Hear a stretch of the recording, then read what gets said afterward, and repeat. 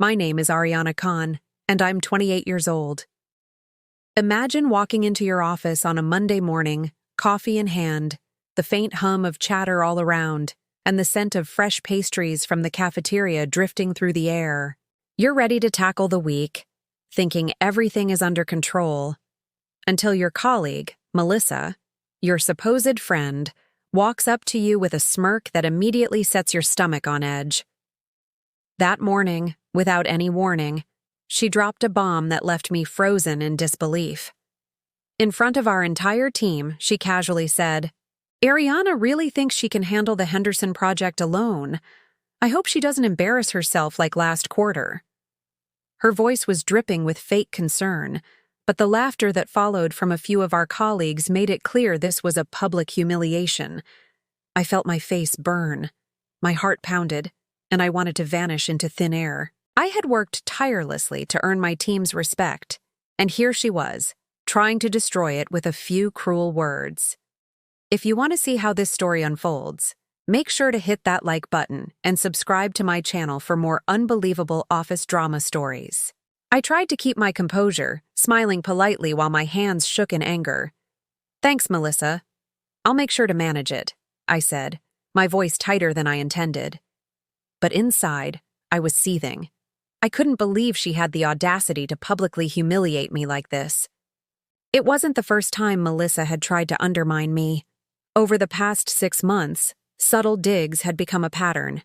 Comments about my work during team meetings, spreading rumors about me struggling with deadlines, even questioning my abilities in front of clients. At first, I tried to ignore it, thinking maybe I was overreacting. But this was different. She had crossed a line, and I knew I couldn't let her get away with it. After the meeting, I retreated to my desk, staring at my computer screen without actually seeing anything. My mind raced. How could she do this? Who does she think she is? I remembered every late night I had spent preparing for this project, every brainstorming session where I had stayed behind to perfect the presentation. And here she was, trying to paint me as incompetent. I knew I had to act carefully. Reacting impulsively would only make me look worse.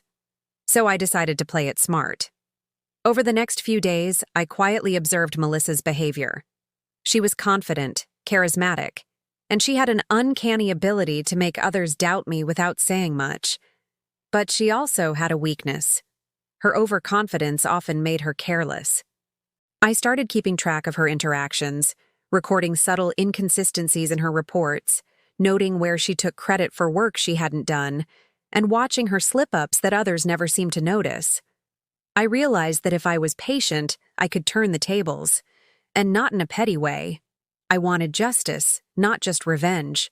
Then, the opportunity presented itself sooner than I expected.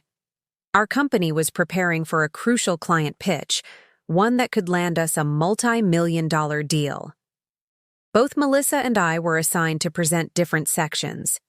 I knew this was my chance, not just to shine, but to expose her lack of preparation without appearing vindictive. For the next few days, I meticulously prepared. I rehearsed every slide, anticipated every question, and even rehearsed handling potential interruptions, because I knew Melissa might try to sabotage me.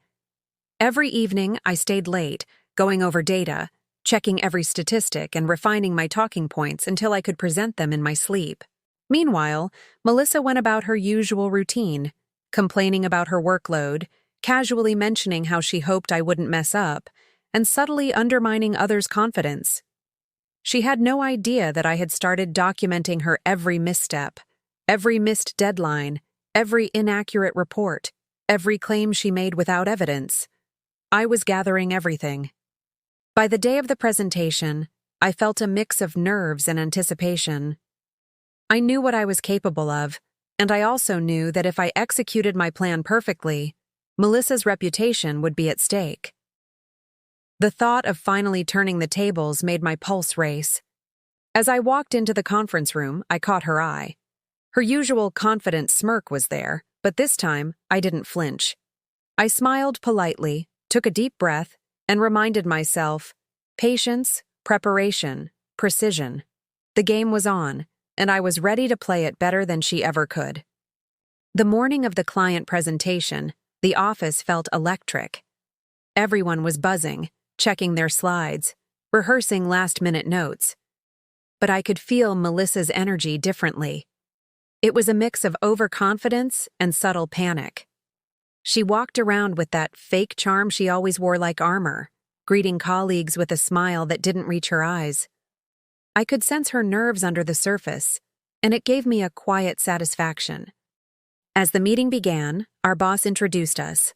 Melissa went first, speaking with her usual confidence, detailing her section with exaggerated certainty.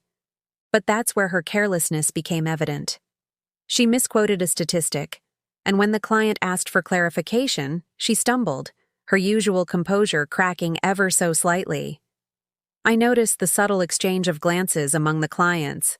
They were skeptical now. When my turn came, I stepped forward with calm confidence. I projected my voice, maintained eye contact, and presented every slide flawlessly. Every statistic was verified, every point concise, every recommendation backed by data. I could feel the room shifting. The clients were engaged, nodding, asking questions that I was ready to answer. Each response I gave, precise and confident, contrasted starkly with Melissa's earlier faltering. After the presentation, the client meeting continued with discussion, and I stayed alert.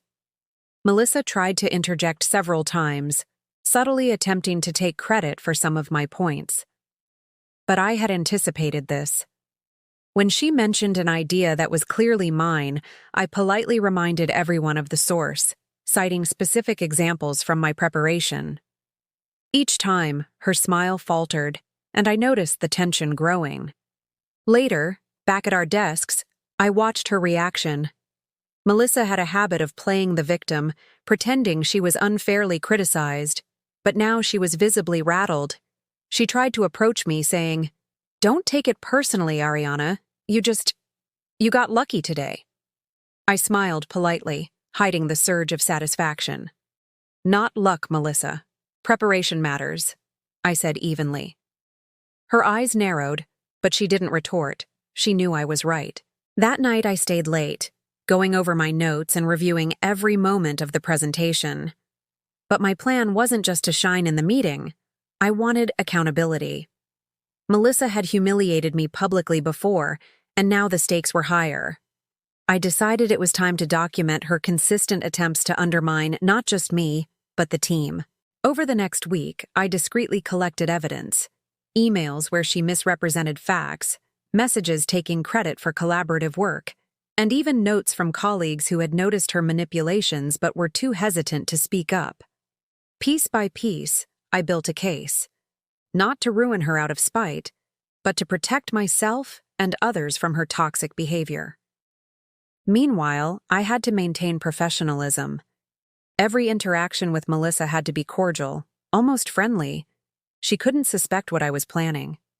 Every smile, every nod, every polite response was a mask hiding the storm brewing beneath. It wasn't easy.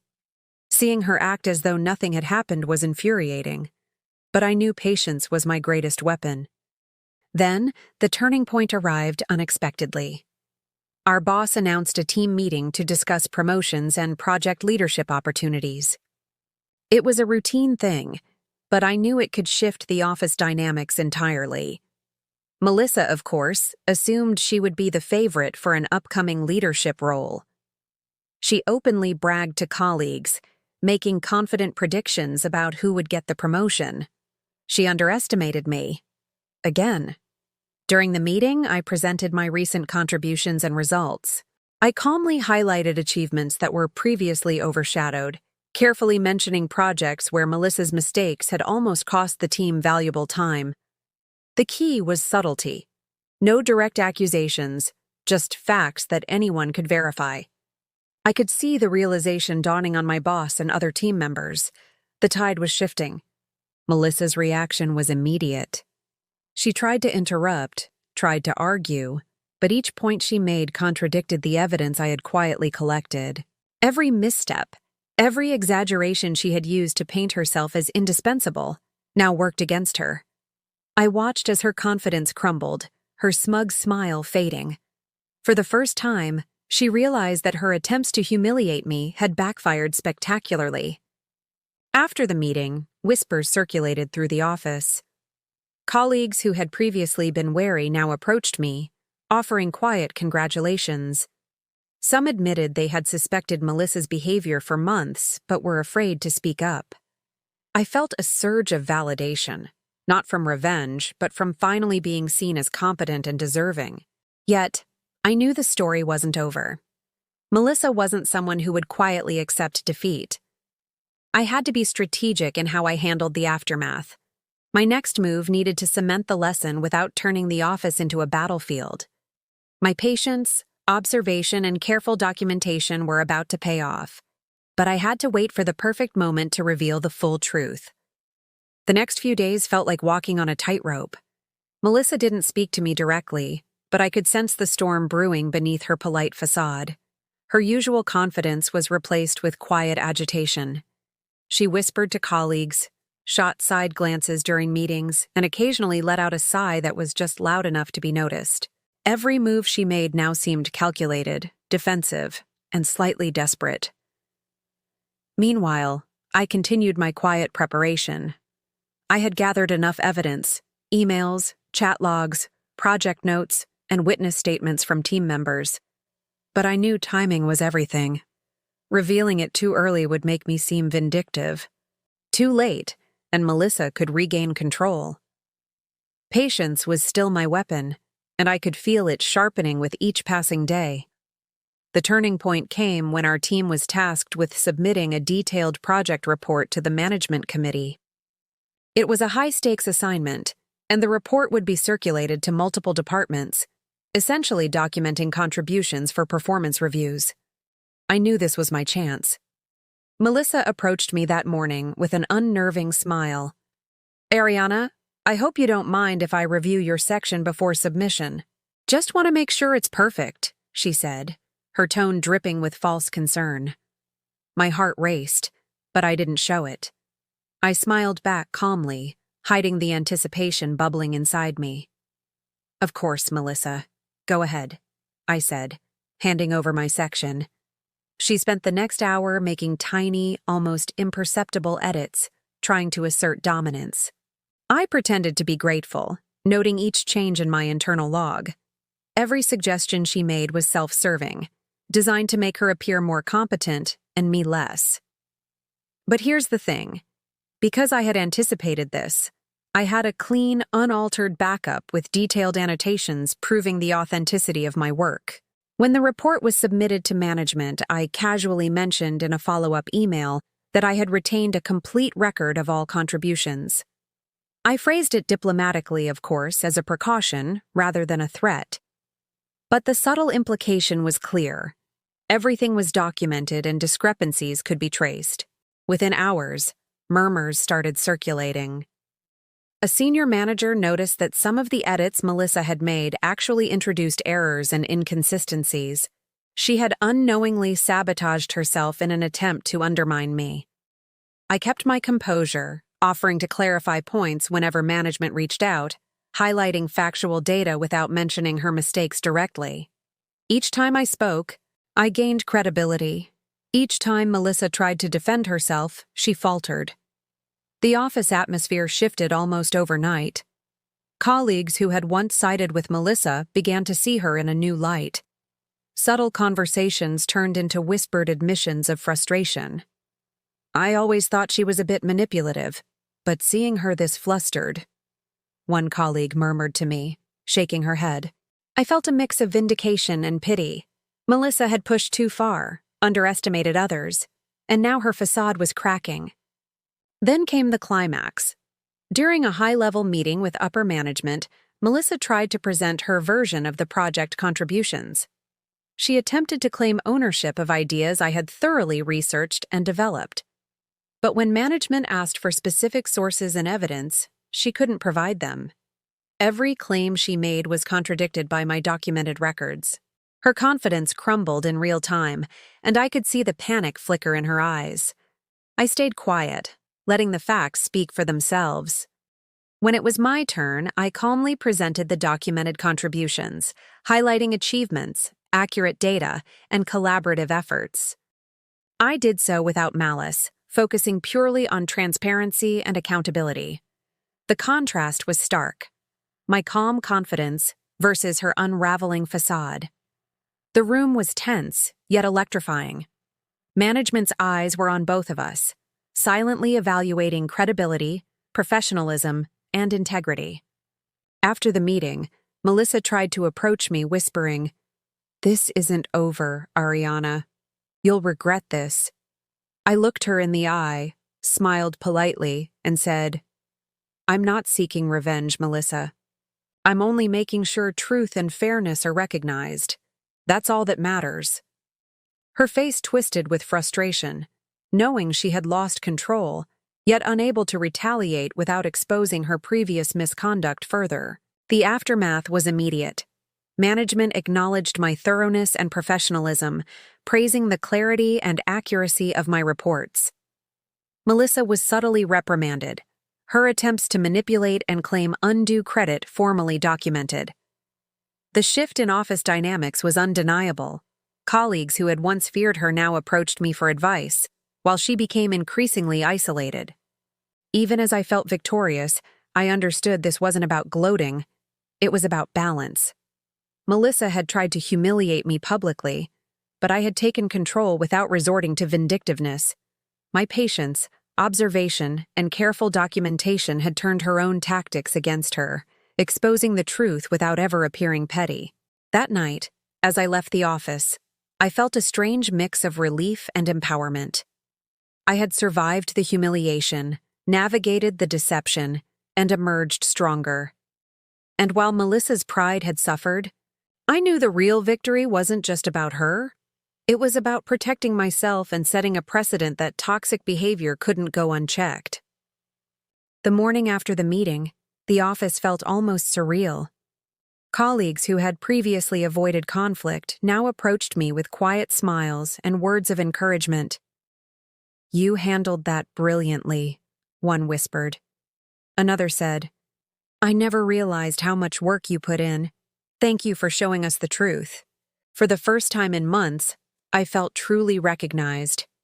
Not just for my professional abilities, but for my resilience and composure.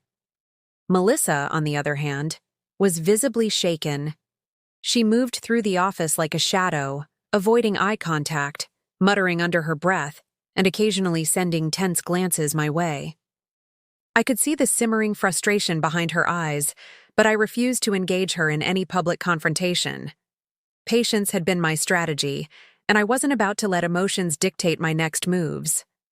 However, by mid-morning, the inevitable confrontation came, private, unavoidable, and intensely personal.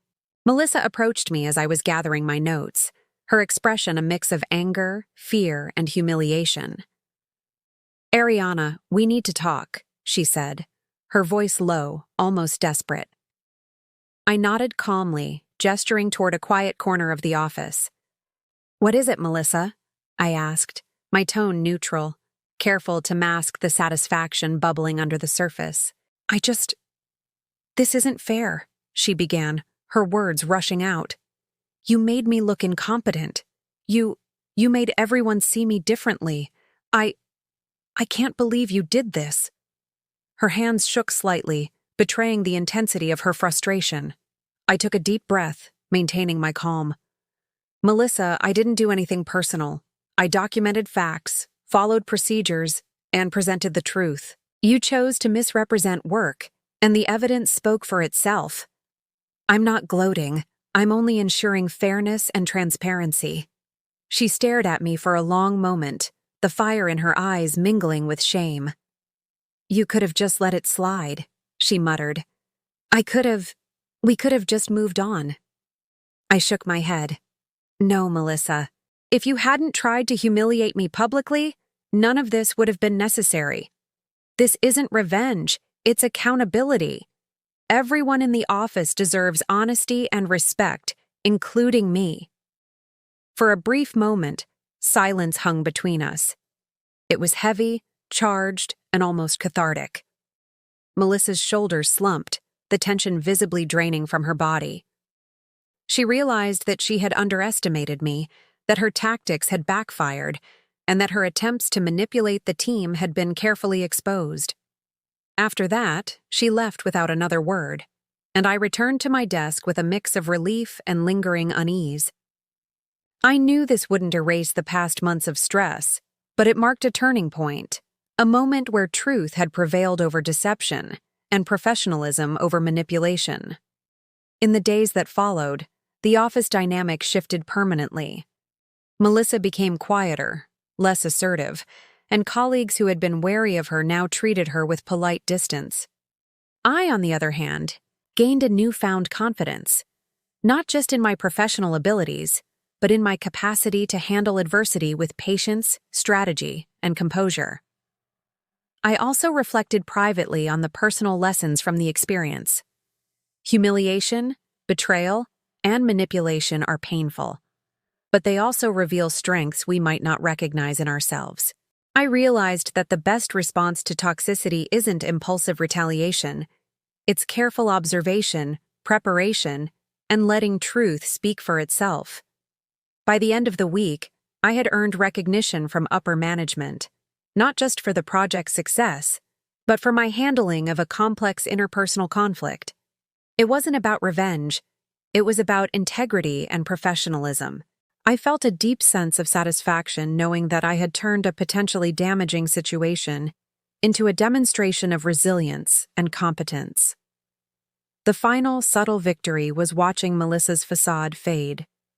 She had attempted to undermine me for months, but I had remained composed, meticulous, and observant. In exposing the truth without malice, I had not only protected myself, but also created a precedent that toxic behavior couldn't go unchecked. That night, as I walked home, I thought about everything that had happened: the humiliation, the anxiety, the meticulous planning, and the ultimate exposure of truth. It wasn't a story of petty revenge. It was a story of perseverance, strategy, and standing firm in the face of betrayal. For the first time in months, I felt genuinely at peace, knowing that my actions had been measured, fair, and ultimately empowering. I also realized something crucial. The way we respond to conflict defines us more than the conflict itself. Melissa had tried to control the narrative with manipulation and fear, but I chose to respond with clarity, composure, and integrity. That choice changed everything. For anyone watching, remember, your strength isn't measured by avoiding challenges. It's measured by how you rise above them. When someone tries to humiliate you, undermine you, or manipulate the truth, patience, preparation, and integrity are far more powerful than anger or retaliation. The following week felt almost surreal. I walked into the office with a sense of calm that I hadn't felt in months. The tension that had dominated the past weeks had finally lifted, replaced by a quiet confidence. Colleagues who had once whispered about Melissa now looked at me with genuine respect, some even seeking advice or simply acknowledging my presence with nods of approval. Melissa, on the other hand, had retreated into the shadows. She no longer tried to assert dominance, no longer whispered manipulative remarks. The same smirk that once masked her ambition now seemed forced, hollow, and gone unnoticed. For the first time, I saw her for what she truly was: a colleague with talent, perhaps, but one who relied on manipulation instead of hard work, and who had now been exposed. The office atmosphere had shifted permanently. My boss praised my professionalism and transparency, emphasizing how my careful handling of the project and the interpersonal conflict had not only saved the company from potential embarrassment, but had set a standard for integrity. I realized then that my victory wasn't just personal. It was public, meaningful, and undeniable.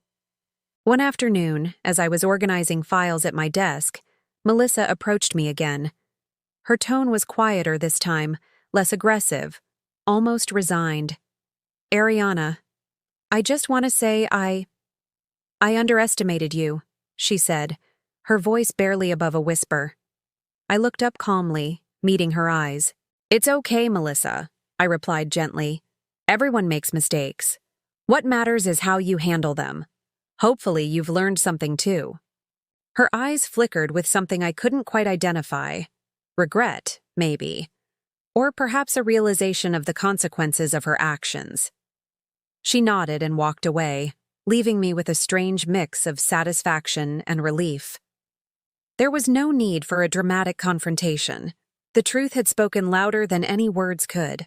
That night, as I reflected on the experience, I realized how much I had grown. I had faced humiliation, manipulation, and betrayal, and I had come out stronger, not by resorting to revenge, but by staying composed, documenting facts, and acting with integrity. I had learned that patience, strategy, and professionalism are far more powerful than anger or impulsive reactions. I also understood that this victory wasn't just about Melissa or the office drama. It was about reclaiming my self-respect, my confidence, and my voice. For months, I had felt powerless, but now I knew my strength came not from force or intimidation, but from clarity, preparation, and resilience. The story of Melissa's downfall spread quietly through the office, not as gossip, but as an acknowledgement of the consequences of dishonesty and manipulation.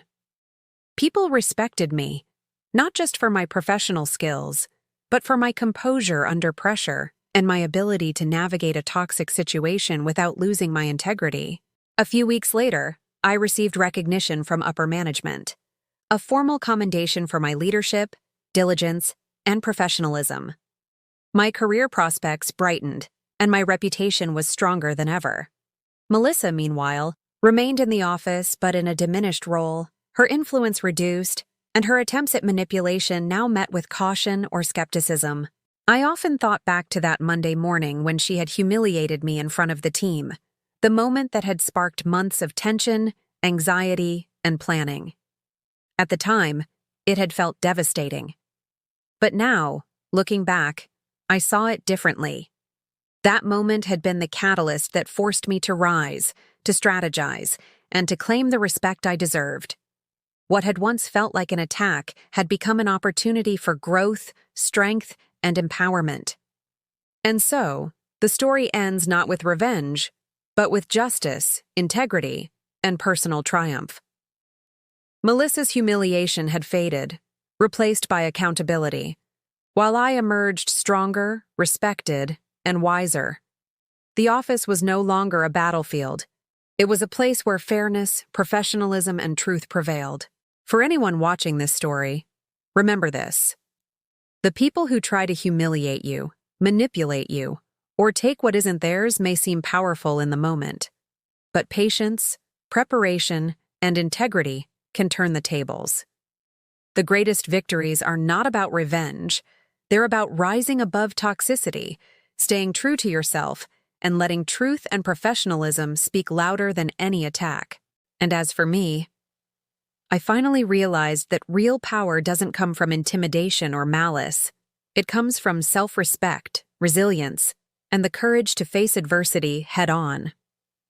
Melissa may have tried to humiliate me, but in the end, her own actions revealed her true character. And my actions, they revealed mine. Stronger, wiser, and unstoppable,